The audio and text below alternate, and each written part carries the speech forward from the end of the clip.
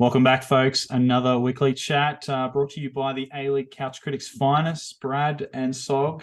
Thanks for joining us, guys. Make sure you drop a like, comment, subscribe to the channel if you haven't. We'd really love the support as we're nearing on 700 subs, so that's really exciting for us.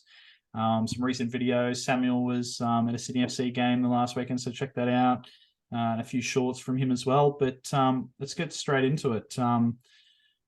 Actually, before we get in, how are you, Samuel? Yeah, I'm good, Brad. Yeah, I'm good. That's good. Finals. Sydney Good. Sydney are in the finals. How good? Yep, good chat. Cool. All right.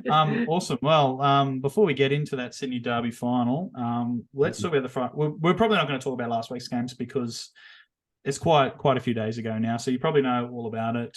The main games you really want to talk about were on the Friday night, so that's almost a week ago now. But this Friday night over at the majestic, beautiful Hindmarsh Stadium, it's Adelaide United who finished third after looking like they could have maybe pushed for the Premier's plate in first. They ended up in third after that 4-1 loss to the Mariners. They're hosting the Wellington Phoenix in 6.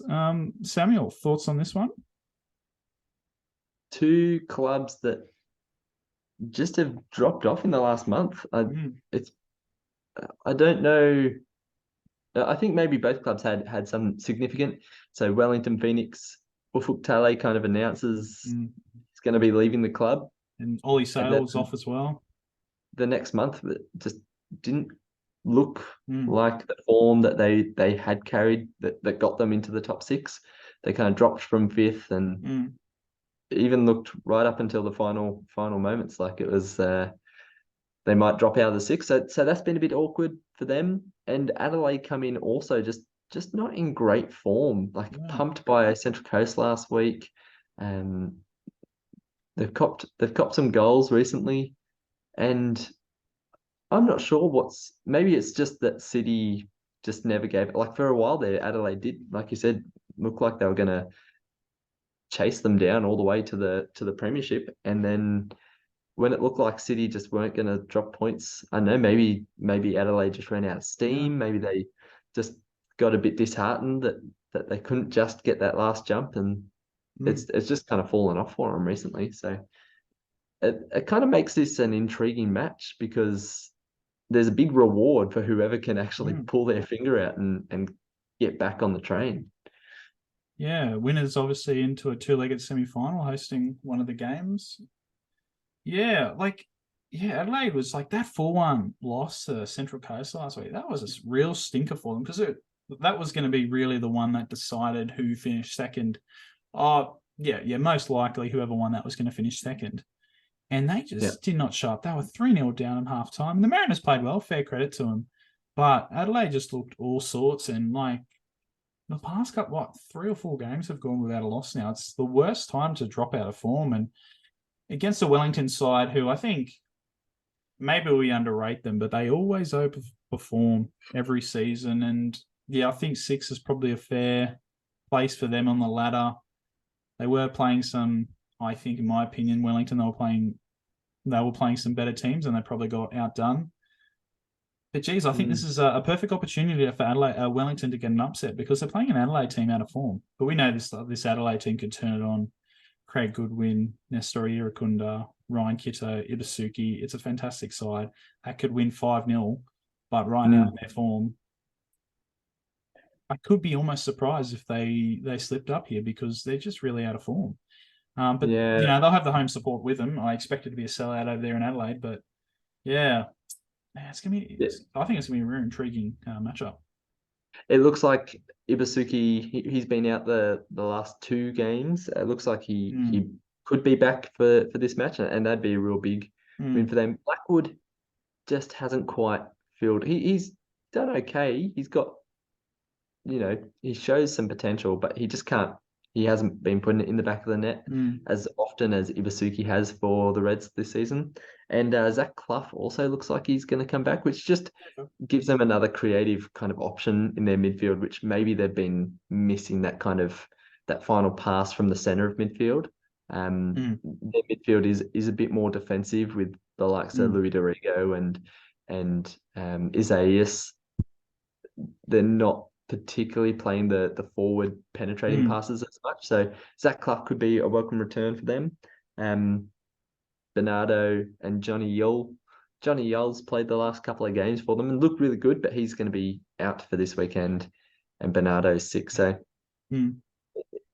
it's not it's close to a full strength Adelaide side.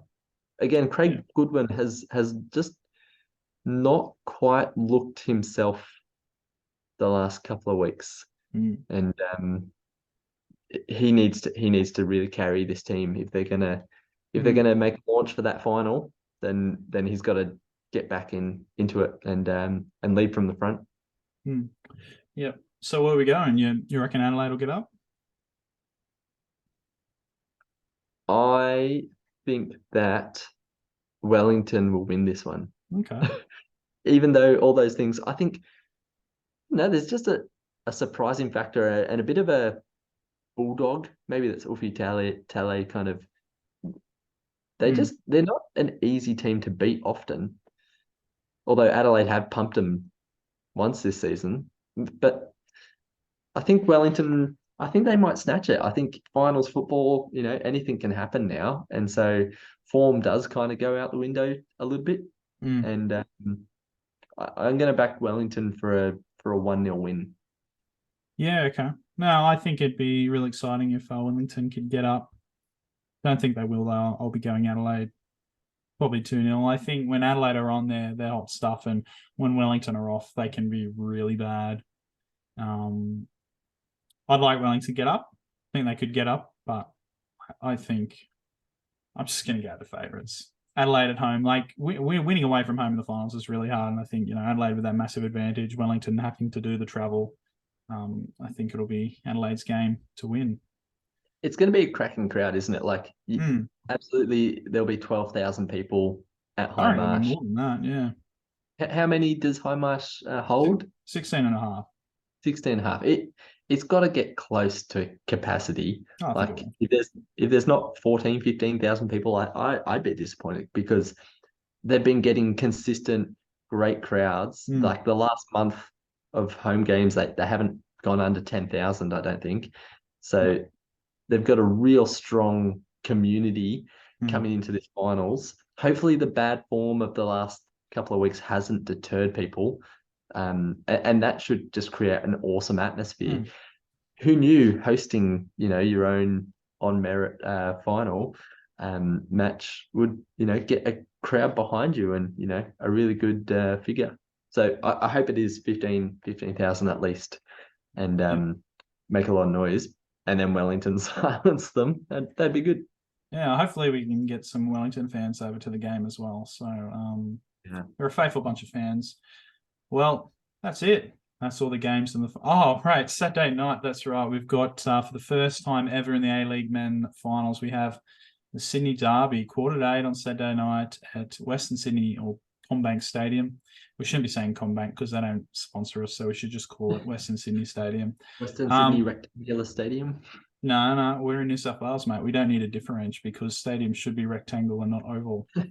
Anyway, yeah, massive game. It's probably the biggest Sydney Derby there has ever been.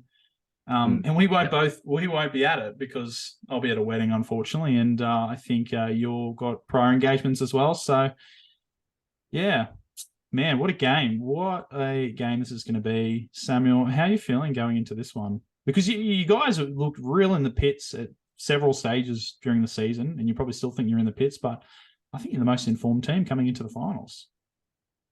I think City are the most informed team coming into the finals, but of the teams playing this weekend, yeah, look, it's probably close between the two. Wanderers have been good the last couple of weeks. They really only just lost in the last minute kind of goal to City last weekend. So I wouldn't say Wanderers are looking poor. That being said, yeah, look, I don't think Sydney have had the biggest tests coming into this last kind of month. You look at the games they've won. Perth weren't great. Newcastle aren't a great side. Like, they've not been difficult victories to win. The draw against Adelaide was probably at the start of their shaky form as well. So Mm, I don't know how much you read into that as a Sydney fan. There have been bright spots. Alfie has come back with a bang, which has been really exciting. Max Burgess is still playing great. Lolly's contributing. Max come back from international duty on fire. And Jack Rodwell, who knew if you could actually get him to, play a couple of games consistently? He looks really solid. That's great news. We've only been mm, waiting, 20 rounds for it. Um, but it's a derby, and like I just said about the other final, like form, it kind of goes out the window for a derby and for a mm, finals match. When you chuck that together, like it's going to be a huge game out there. mm, I think it's going to be who can keep their heads cool. mm, Like I think there's going to be lots of passion going into this. We've had 3 derbies already, mm, and they've all been a bit fiery. mm, Um, on the pitch, the first one was the Ninkovic return, and Sydney players flying from miles away to try and take him out. Then we go the second game at Parramatta, and Burgess hits a great game, and Sydney really shut up shop, and that annoys the Wanderers, and that really fueled a fire. Then we have the third one back at the SFS, and Sydney an absolute shambles, and Wanderers smack them 4-0. I think that all of that mixed in together makes a very interesting cocktail for a Saturday night fixture. Like mm. I genuinely don't know what's going to happen on Saturday night. Yeah, it's going to be really fascinating. Sydney, at least, is as far as derbies go at Parramatta. Sydney have got the the 1-0 at the moment. So Yeah, for this season, yeah. if that's what if we need that to be our stat to carry in, yeah, it'll be interesting. How are you feeling about the Wanderers? I would have been a lot better had we played Wellington the first week because I just think, for me, just the anxiety over it all. I'd rather lose to Wellington the first week of the. It's a tough one because my team in the NRL, Penrith, we played Parramatta last year in the grand final. I absolutely deplore Parramatta with every fibre of my being, and just the thought and the fear of the possibility of losing the biggest game to them, I just Yeah, couldn't handle. I'd rather play anyone else and lose to them. No issues, but losing to Parramatta would just be the most embarrassing. When it is a grand final, being in a grand final, it's not particularly embarrassing, but it's just this yeah, the weight you have to bear. And I think it was quite frustrating because we probably should have been playing Wellington. And I think, Melbourne City's a good team, and we pushed to attack right at the end of that game against Melbourne City. We probably shouldn't have. There was no need to, because a draw would have been fine. yeah, And that comes with experience coming into finals. And, credit to Melbourne City and Marco Tilio, a fantastic goal on the counter to win the game in the end. I haven't really thought about it too much because I think if I think about it too much, I just get nervous. I definitely know, like on paper, we have the team to replicate another 4-0 result. And I think we've also shown periods throughout the season that, like that second derby, we can dominate, but we can sometimes struggle to score. Um, mm, so we could turn up, we could win 4-0, and we could turn up and dominate the game and lose 1-0. And I could see both happening. mm, I could I feel like we could probably dominate the game, but it depends if we're going to have our goal scoring boots on. yeah. I I think think that yeah. I think it's interesting because you look at the two teams. Wanderers' defense has been really solid Mm, all season. Not a lot of teams have figured out how to break them down. Michela and Marcelo make a really good backline. Um, that Marcelo probably is the weak point actually because he can just get fired up, and in a derby where things are going to be really heated, you don't want him to lose his head. Sydney's backline's not been great, and I think that's where Wanderers could exploit yeah. is Joel King or Diego Caballero, whoever it is on the left hand side. We saw in the last derby, Leuni loved loved that spot. Like just had an absolute ball Yeah. on the Wanderers' right hand side.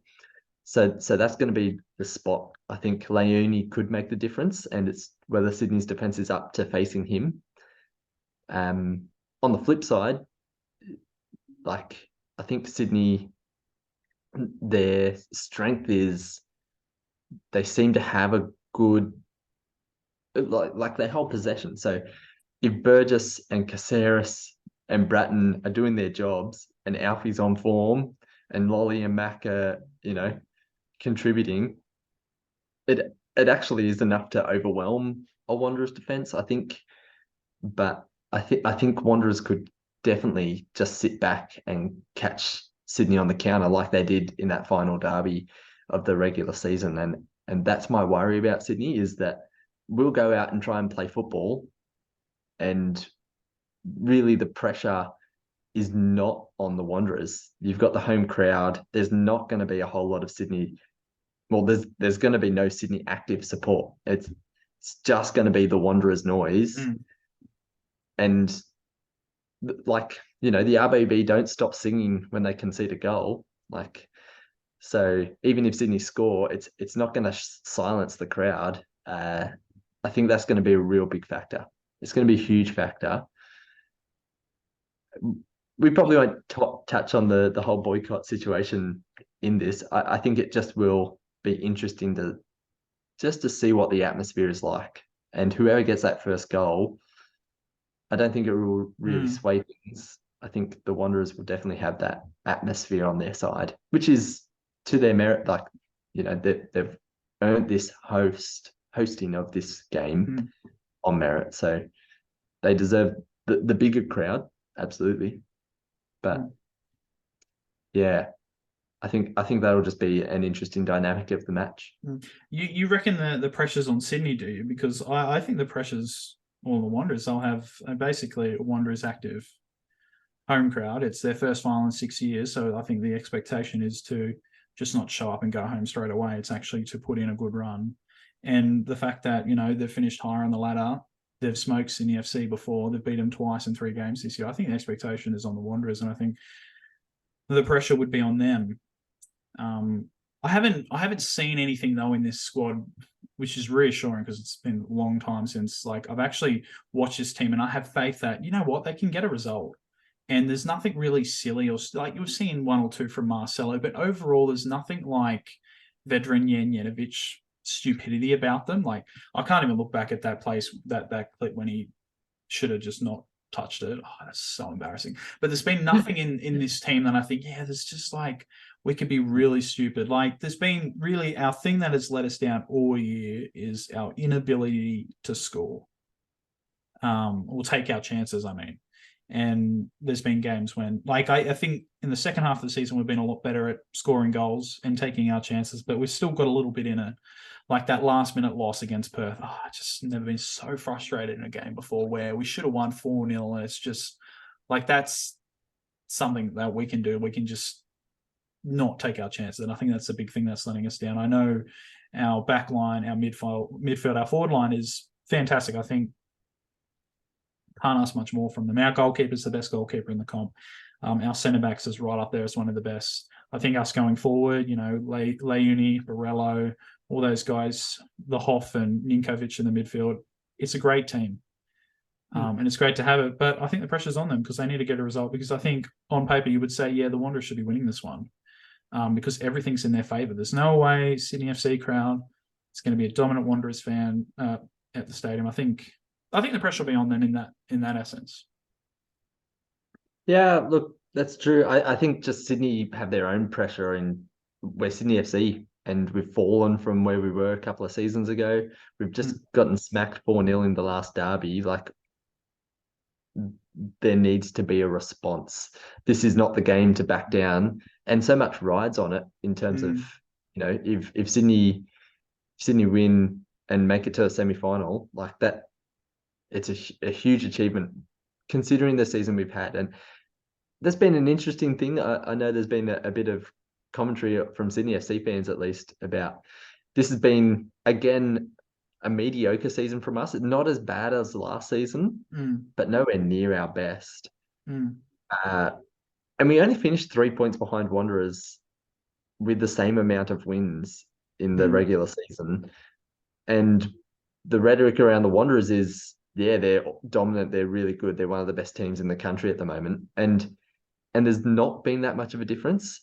And so I think those kind of things build up this, like, we're Sydney FC, we're the premier club, we're the biggest club in the country, and so we actually through before last season, derbies didn't scare us. We, you know, and now it's not quite that. So I both teams have pressure. I guess it's a derby. That's what they're all about. And like I'll be watching at home, and I don't know if I want to invite people to come and watch it with me, or if I just want to sit by You'll be a myself. stress wreck. You don't want to. Yeah, you'll just want Sydney FC fans there or no one else because So it's gonna be it's interesting that there's only 3 points between our clubs, and had you said at the start of the season we're going to finish top 4, I think great, fantastic, I'll take that. But considering the way we've played at times, I'm almost slightly disappointed in how we finished the season, because I've seen the way we've played this season, and we could have definitely challenged for the Premier's place in the way we've played. But I'm still glad, we finished 4th. We've had a good season. It's great to be back in the finals. And it's good the work Marco Rudan has done, and a lot of the fans as well, bringing about a change in the leadership of the club. It's really brought up a good vibe. But I think, great top 4, but in the way we've played, I'm actually, we could have actually finished a lot higher. But that's fine. I think we're building somewhere, and that's exciting. It's weird, being in finals.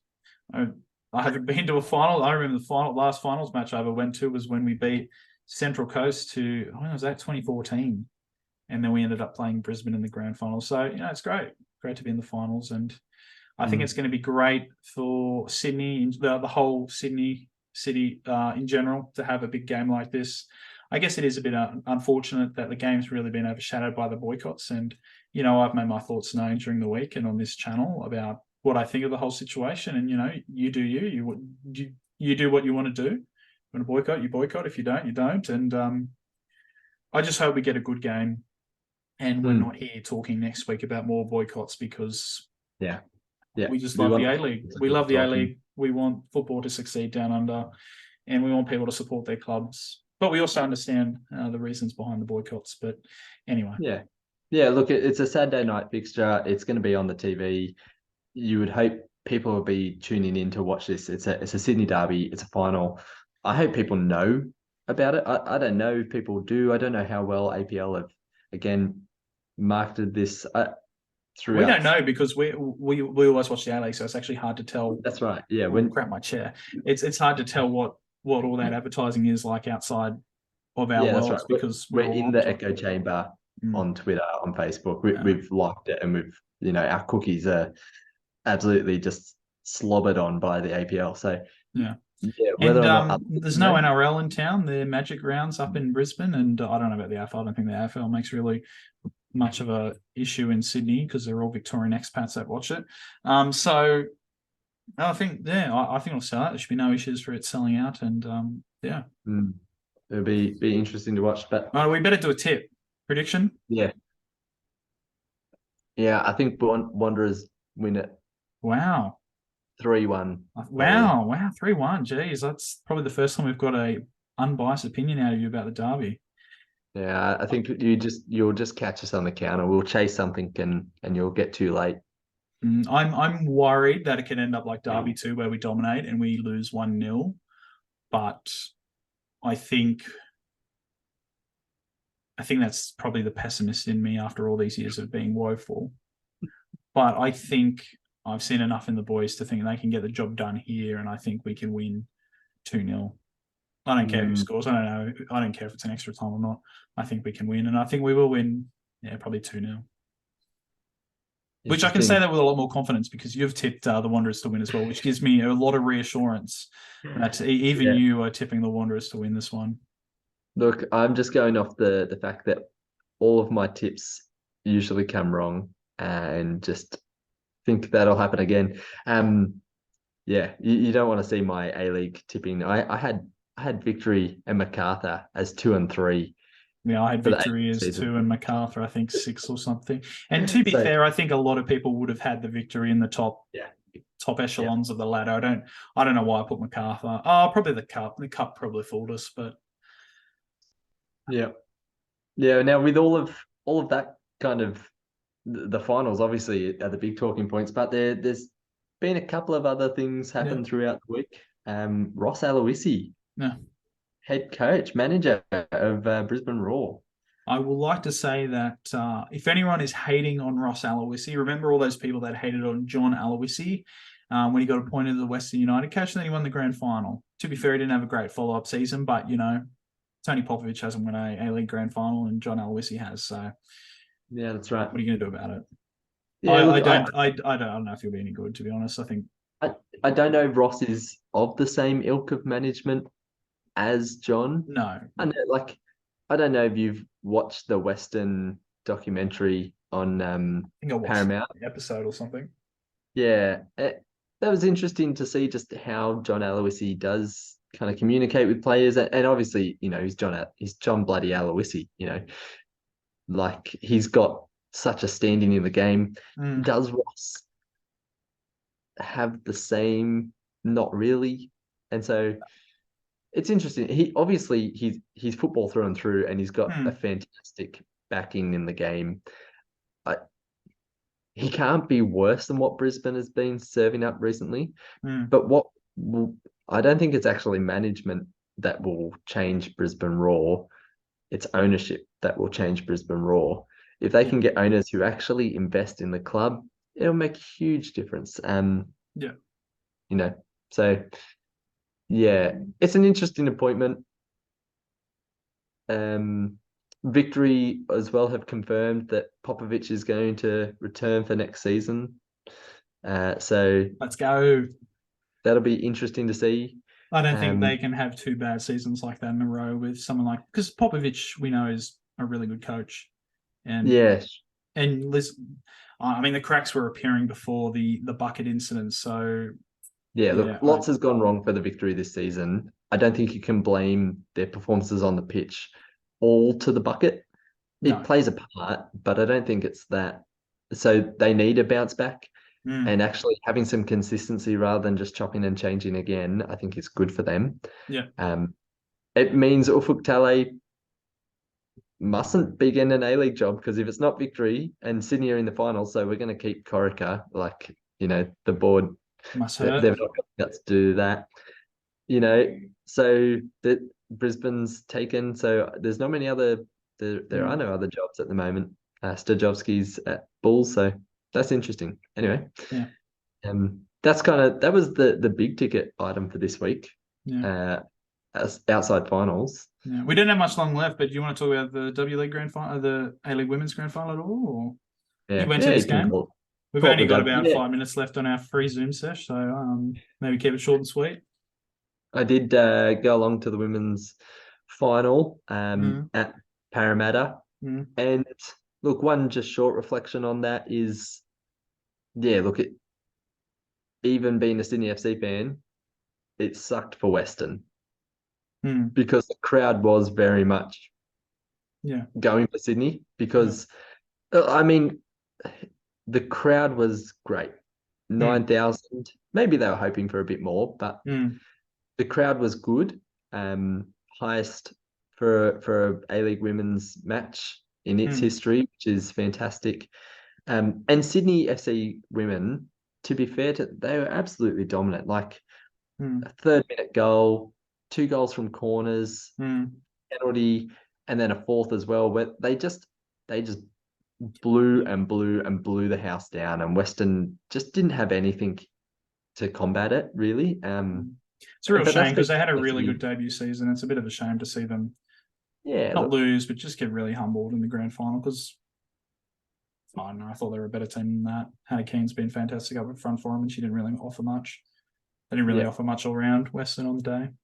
Yeah, that's right. And Sydney FC, on the other hand, I don't think anyone can look at that team and say they didn't deserve this. They've played so well all season. That one game that they lost to Western, that that was really their only bad performance. And they've made the last 6 grand finals in a row. you can't say they're not worthy of winning some of those. So they were super dominant. They're a great club, really well run. Ante Juric is fantastic as a coach. Future men's coach? Pardon? Future men's coach? No, not for Sydney FC, I don't think. I think he respects the women too much to then trade it in for the men. I think he's got potential to be a WSL, like Women's Super League in England coach, something big in Europe. Take some of the girls with him.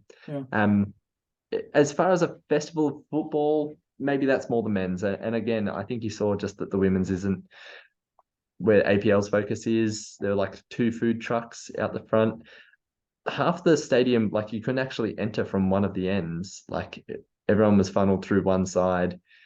I think there's more food trucks at a normal Wanderers home match. They actually don't have food trucks outside for normal games, so just for derbies. Then yeah.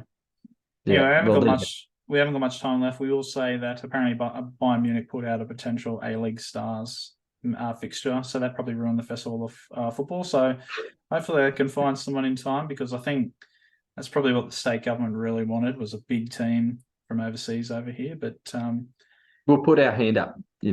I'll play centre mid for the A-League YouTube Stars. Bro, I don't think we're getting picked. Stars. We're the biggest A-League only YouTube channel. Yeah. Well, yes, we are. Cool. All right. Well, thanks for joining us for another episode. Let us know your predictions for the finals this weekend in the comments. Make sure you like and subscribe if you already haven't. We really appreciate all your support. And we'll be back sometime next week with a wrap on the finals and a preview looking towards the first week of the 2-legged semi-finals. So until then, we'll see you later.